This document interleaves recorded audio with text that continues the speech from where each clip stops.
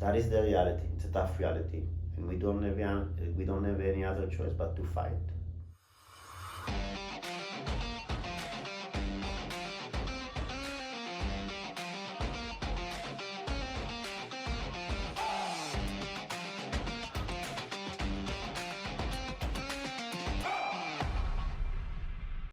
Good morning. Thank you for coming to the next episode of What's Next, ¿Qué sigue? Today we have a very special guest, Amichai Chiklim. Amichai is the Minister of the Diaspora Affairs and Combating Anti-Semitism in Israel. Amichai, thank you so much for coming here. My pleasure. I wanted to start off this episode with a little bit of history of Israel because I think there's a lot of misconception of what is going on, what's happening. So if you can tell us a little bit of how the State of Israel became the State of Israel. Okay, so the journey of Am Israel starts with Abraham.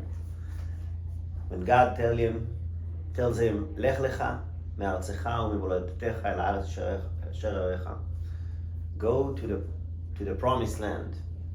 And he starts the journey of the fathers, Abraham, Yitzchak, Yaakov. Then they are going to exile to Egypt. Moses out of Egypt, 40 years in the desert. Joshua, Eretz Israel, first capital Shiloh. 300 years in Shiloh, and then we have the capital is becoming Jerusalem. We have King Shaul, and then King David, and then King Shlomo. Separation of Judea and Israel. Exile to Assyria, exile to Persia, get to Babylon. And fast forward the second temple, second temple has been burned, 70 AC. Fast forward, marcó rebellion. Fast forward 2000s of exile. And we're in the 19th century, and there is a new movement, the Zionist movement, based on the Jewish tradition and the Jewish history, with motivation to rebuild our homeland, to rebuild Jerusalem. There are communities in Israel, Jewish communities. We call it a Yeshuv Hayashan, the old Yeshuv, in Tzfat, Tiberia, in Jerusalem. But this is a small communities, very Orthodox. And then you have waves of immigration coming. The first wave of immigration in 1881, the second wave of immigration 1904, etc., etc. We have the British mandate after World War I, based on the League of Nations mandate to create the conditions in order to create a Jewish independent state. Things are getting complicated because of the clashes between Jews and the Arabs. First clashes 1920. We can say that 1920 is actually the beginning of the Israeli-Palestinian conflict. 1921, 1929, 1936 to 1939. These are all waves of clashes, led especially by the Arab leader Amin al-Husseini. Was extremely radical, heavily connected with the Nazis. World War II, the Holocaust, we are losing 1/3 of the Jewish people, 6 million people. 1947 is a year that we tend to forget about, but this is the year of struggle, a war against the British for not allowing the Jews to enter Eretz Israel. So we have the rebellion of Etzel and Lehi, and eventually we have the UNSCOP committee, the decision of 29th of November to divide but was already divided, yes, because the eastern part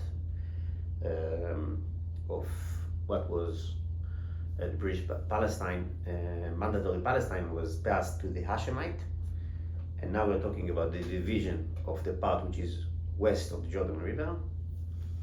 We agree, the Arabs do not agree, the War of Independence, and No. the creation of the State of Israel, May 1948. That's the shortest I can do it. Okay, perfect. And nowadays, there still continues to be this conflict. How has Israel tried to make peace? Several, as I mentioned, on the 29th of November 1947, we call it in Hebrew Kaftet November, there was the decision to establish two states, an Arab state, a Jewish state, and the Arab refused, and this is the beginning of the War of Independence. And that the Arab, they call it El Nakba, okay, because they have lost the war, and many of them left Eretz Israel. So this was phase one. Then, when we are talking about peace agreements, you have Egypt, you have Jordan, and with the Palestinians, there were a lot of negotiations. You had the Oslo agreements, and that was 1993, 1994. Unfortunately, if we thought that maybe the PLO will change its way and will abandon terror and will abandon the incitement against the Jews and against the State of Israel, the opposite happened. And this entity, up till now, is inciting the younger generation from kindergarten. They name schools after Amin al-Husseini, Nazi Mufti. They name schools after Dalal Mughrabi, who committed a horrific terror attack against a bus full of civilians, murdering dozens of civilians. They name schools after Abdallah Azam, founder of Al-Qaeda, to remind you, 9/11. They pay money, salary, to each and every individual who commit a terror attack and is being arrested in Israeli prison. By law, they are paying him a salary. And if you murdered, so you sentenced to more years in prison, so you get a higher salary. If you murdered many people, so you might have several sentences to penalties for staying in prison, higher punishment, higher salary. And also when you get out, you have a rank of the Palestinian Authority. We call it the pay for slay law. They have a minister only for the prisoners.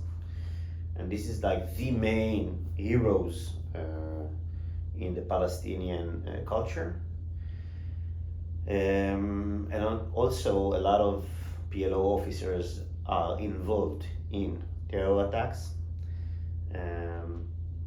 That is their reality. And as we all know, in the year of 2000, there was the second Intifada.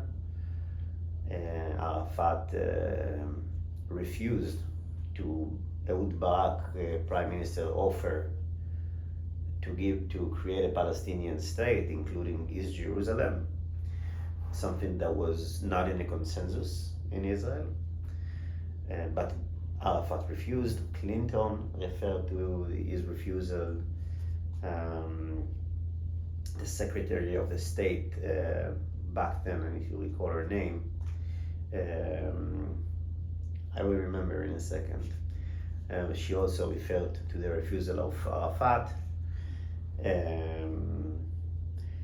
and that's the short history of what happened with the PLO and what is still happening actually right now in Hebron, in Nablus, in Jenin, Ramallah, Tulkarem, all Judea and Samaria. And not to mention what happened in Gaza. In Gaza, they lost control. Hamas took over. That's a whole different story. Talking about Hamas. Who is Hamas? Okay, so Hamas is first and foremost a branch of the Muslim Brotherhood in Gaza. It started in the 70s. It started with educational activities, welfare activities. It did not start with military activity. It did not start as a terror organization. The founder was the Sheikh Ahmed Yassin, and later on they started to gain political power, and after a decade, during the late 80s, they have formed the military wing of Hamas, with a guy named Salah Shahada as the head of it. At the beginning, they kidnapped soldiers and murdered them. And then gradually they became more and more aggressive. During the 90s, they have developed the suicide bombers attacks against restaurant, buses in Jerusalem, in Netanya, in Afula, in Tel Aviv, coming out from the cities of Judea and Samaria, from Jenin, from Nablus, from Gaza. And during the second Intifada, we had major operation in Judea and Samaria, especially Jenin and Nablus, and also Ramallah, and a lot of Hamas infrastructure, laboratory for explosives. A lot of the leaders, not just Hamas, also Fatah Tanzim, but also Hamas, they became far less effective. But there was not an operation like this in Gaza. So in Gaza, Hamas kept its power. And also in Gaza, we had the disengagement in 2005. And around a year after Hamas took over, they became very, very strong. They became actually the government of Gaza. And with Morsi in Egypt, who from the Muslim Brotherhood took power, they had a lot of ammunition and support coming in from the Sinai Peninsula. They became super powerful. And we went into operations against Hamas every several years, 2009, 2014, 2019, up till October 7, that we all remember because it was a few months ago. For the people that don't really know or haven't read news about it, what happened on October 7th? What happened on October 7th? So Hamas created an army of terror in Gaza. The Hamas ideology I mentioned is coming from the Muslim Brotherhood, a movement started in 1928 by Hassan al-Banna, who was a radical Islamist. His goal, which is Hamas' goal, is to form a caliphate, which is one state for all the Muslims. So this doesn't only affect Jews. And their vision is a global vision, because in their way of thinking, the entire world should live under the Sharia law. This is a very imperialistic approach and a very intolerant approach. There is no idea of choice, of free choice in radical Islam. The motto is Din Muhammad Bisayf. The religion of Muhammad is being implemented by sword, meaning it's or you are under the Sharia law and become a Muslim, or you are an infidel, and then we have to kill you and fight against you. That is the basic of this ideology. Now, Hamas, which is a part of the Muslim Brotherhood, sees the existence of the secular State of Israel as an anomaly. as foreigners, like crusaders who came from nowhere. Although that if you open the Quran, there are a lot of mentions to the relationship between the people of Israel and the land of Israel. They fell to David and Solomon and praised them. The Quran is based on the Bible. But it is very, very hard for the Hamas and the radical Islamists to acknowledge that the Quran does not always support their ideology. And they're always trying to think that there is no connection between the Israelis and the ancient Jewish nation, although we speak the same language, reading from the same Torah, celebrating the same holidays, and knowing the exact history that we had. But it's very inconvenient for them. Obviously, they've put the mosque in Al-Aqsa, which is not the gold building that you see at the center. Al-Aqsa Mosque is at the corner, the southern corner of Temple Mount. The Muslim tradition says that Muhammad had a moment when he went up into the sky with his horse from Al-Buraq, which is the Wailing Wall, and it happened from what they call the Masjid al-Aqsa, which is the mosque which is in the corner. And according to some of the Muslims, it was in Jerusalem, although the word Jerusalem or Al-Quds does not appear in the Quran, not even once. And also you have a lot of cleric Muslims that claim that Al-Aqsa is actually in Al-Madinah in Saudi Arabia, which make a lot more sense because as far as I know, we don't have any documentation of Muhammad being in Jerusalem. He was conquered by his ancestors later on. So the ideology of Hamas is to eliminate the Jewish state of infidels, crusaders, imperialist Zionists that needs to be killed. Sheikh Yassin was the main ideologist of Hamas after he was killed by the IDF. The main religious figure was Sheikh Yusuf al-Qaradawi, who is originally from Egypt, but he had a shelter in Qatar, and from Qatar through Al Jazeera he managed to address millions of Muslims across the world and promoting the idea of the war against Israel, the war in Palestine, supporting suicide attacks because according to his philosophy, Israel is a military society, so you can kill the women and you can kill the children. And without understanding the ideology of Hamas, you cannot understand October 7th, the brutality, the cruelty, and it takes a lot of indoctrination to take a child. You know, there is the sentence, it takes a village to raise a child. It also takes a village to raise a murderer terrorist.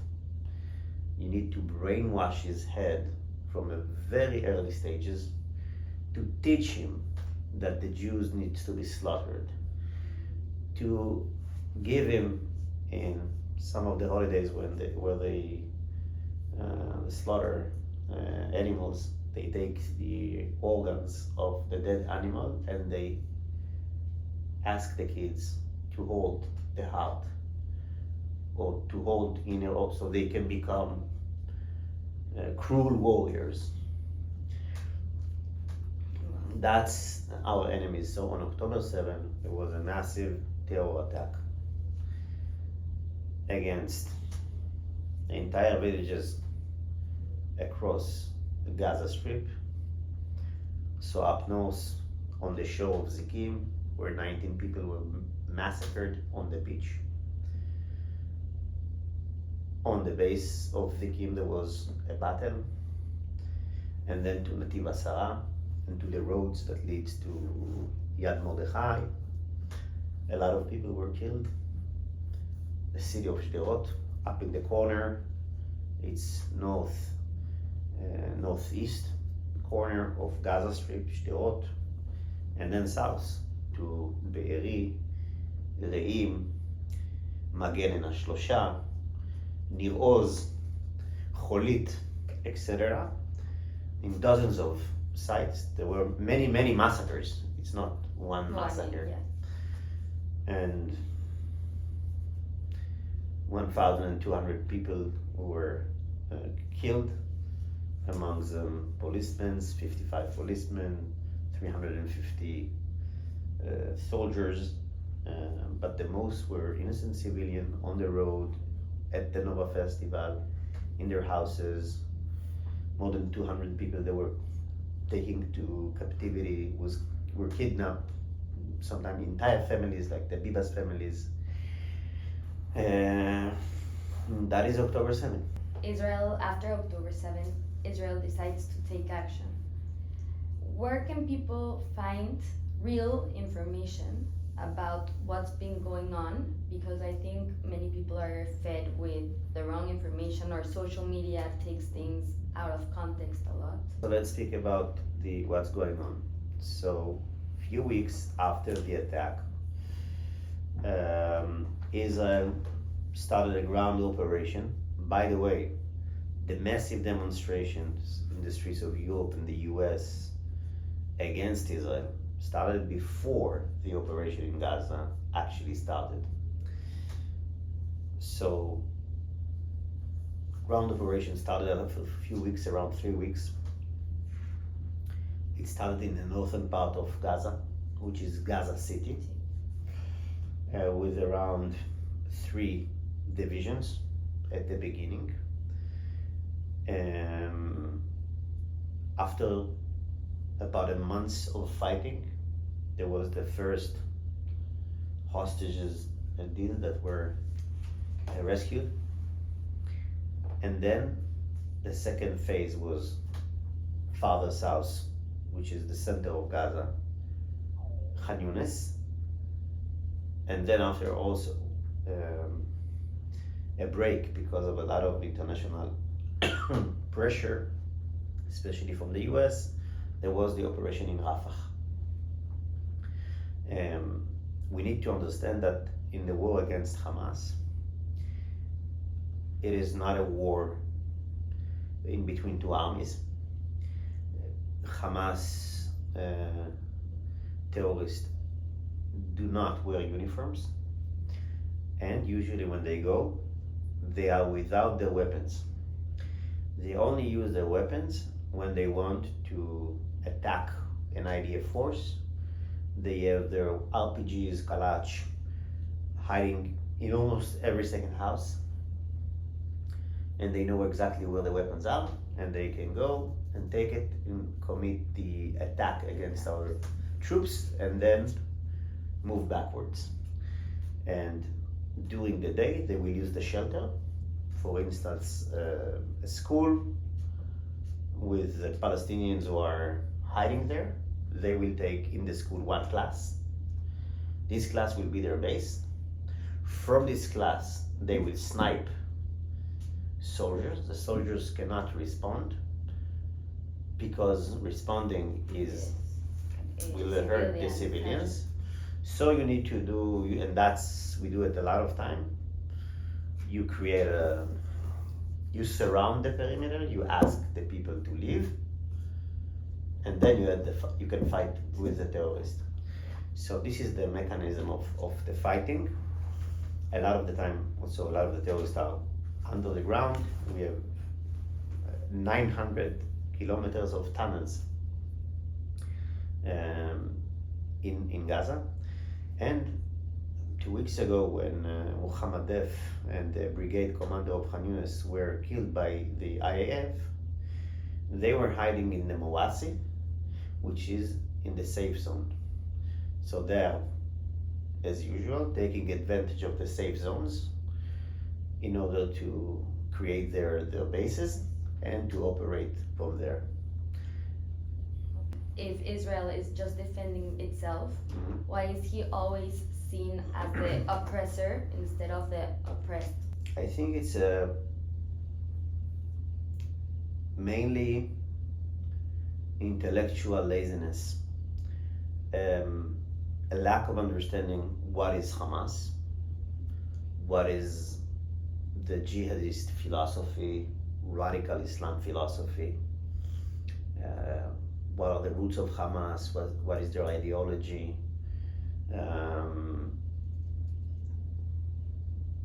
It's difficult for people to learn, to understand. It's also difficult to digest the cruelty and viciousness of this ideology. Second, it is easy to take the Zionist story, which is an amazing story, of an ancient nation who rebuilt its homeland after 2,000 years of exile. It's easy to take this story and to throw it into a basket with colonialism, imperialism, although it has nothing to do with colonialism, and to put it in this dichotomic black and white world of oppressors and oppressed. So we have the miserable Palestinians, oh, they are so poor.